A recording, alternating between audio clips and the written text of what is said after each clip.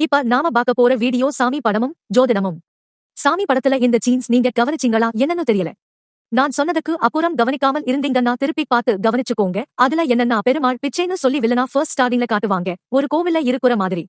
அப்பா என்ன சொல்லுவாருன்னா, வாரம் என்ன வந்து வெள்ளிக்கிழமை விளக்கு போட ஜோசியக்காரன் சொல்லி இருக்கான். அதனாலதான் நான் வந்துட்டு இருக்கேன். இல்லாட்டி இந்த ஆள பாக்க நான் ஏன் வரணும்? பெருமாள் பிச்சை சொல்ற மாதிரி ஒரு சீன் வச்சிருப்பாரு. சோ அதனால அவருக்கு கடவுள் நம்பிக்கை இல்லனாலும் வாரம் அவர் கோவிலுக்கு போனாதான் அவர் உயிர் வாழ்வாரு. அந்த பதவி அந்த கெத்தோட இருப்பான்னு சொல்லி இருப்பாங்க. அதே போல அடுத்த ஒரு குளத்துல குளிக்கிற மாதிரி ஒரு சீன் வரும். அந்த சீன்ல என்ன சொல்லுவாருன்னா, அடிக்கடி காரை மாத்திட்டு இருந்தேன்னா நான் ஒரேடியா போய் சேர்ந்துடுவேன்னு ஜோசியக்காரன் சொல்லி இருக்கான்.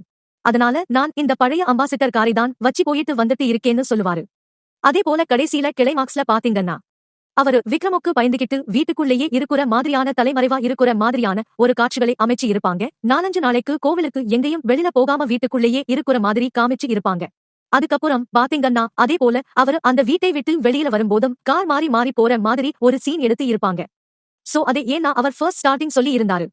காரை மாத்தி போனா நான் செத்துருவேன்னு ஜோசியக்காரன் சொல்லி இருக்காங்க. அதே போல கிளைமாக்ஸ்லயும் கார் மாறி போற மாதிரி காட்டுவாங்க.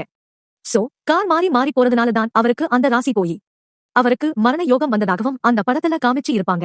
ஜாதகமும் ஜோசியமும் எப்பேற்பட்ட உயரத்துல இருக்கிறவரையும் கீழே கொண்டு வந்து இறக்கியும் விட்டுரும். எப்படிப்பட்ட கீழே கிடக்குறவரையும் உயரத்துல கொண்டு போய் உட்கார வச்சுரும் தான் அந்த படத்துல அவங்க சொல்லாம சொன்ன ஒரு விஷயம். அத நான் கவனிச்சேன். ஆனா நீங்க கவனிச்சீங்களா என்னன்னு தெரியல. கவனிச்சு இருந்தா கீழே மறக்காம கமெண்ட்ஸ் பண்ணுங்க. அதே போல ஜோதிடம்ங்கிறது ஜாதகம்ங்கிறது எல்லாம் தப்பான பொய்யான விஷயங்கள் கிடையாது.